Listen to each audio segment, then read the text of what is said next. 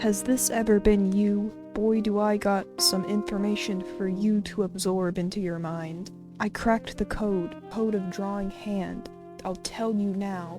It is not cube. It is not structure. No. It is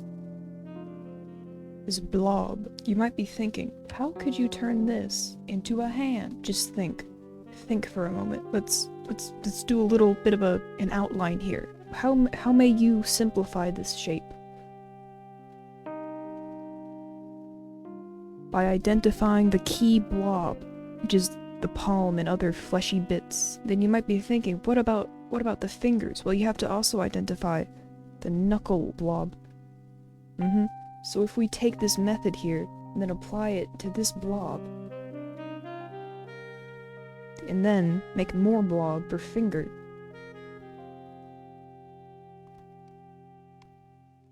just like that, you have a hand. Just like that, so easily.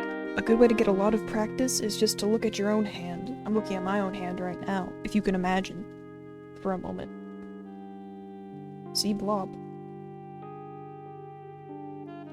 You just gotta look at your own hand and simplify it into blobs. I am a firm non-believer in simplifying natural things into cubes. I think that in my experience, that leads to things being very rigid and boring.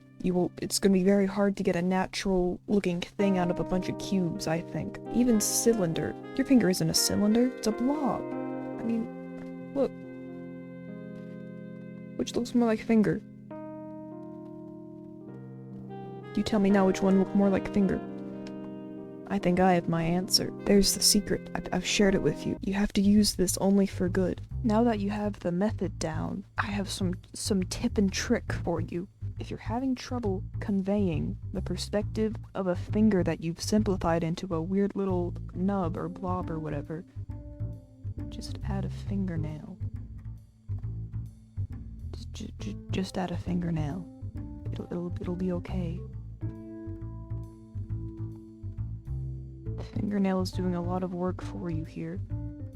It really helps convey your perspective. Once you've simplified your hand down into a little nub, it really helps to add a fingernail in perspective into what you're visualizing. It's very easy to just add a fingernail to a blob.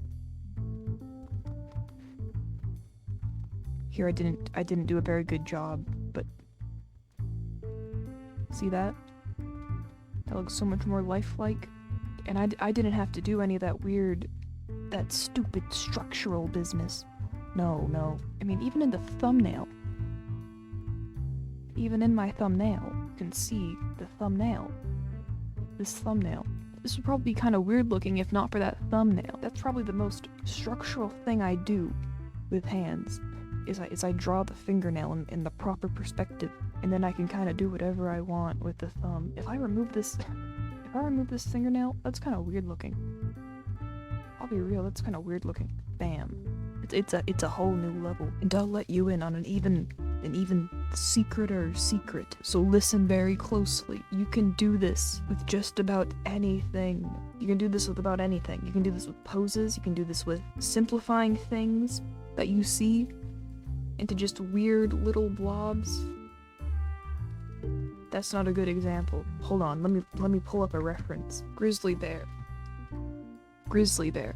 I've never drawn a grizzly bear. What the hell is that?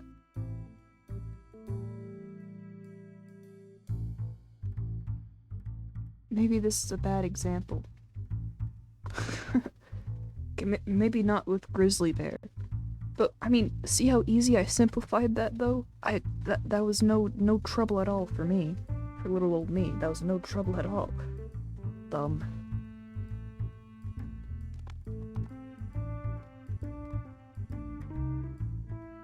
See this? This has been simplified very easily.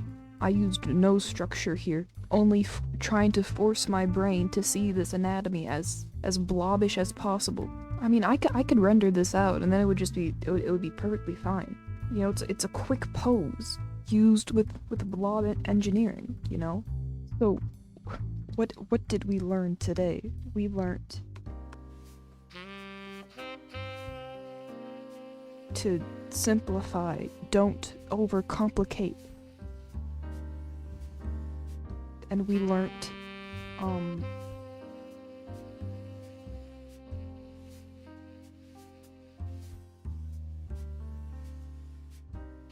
this is what we learned today. Follow for more very helpful advice. Next up will be feet.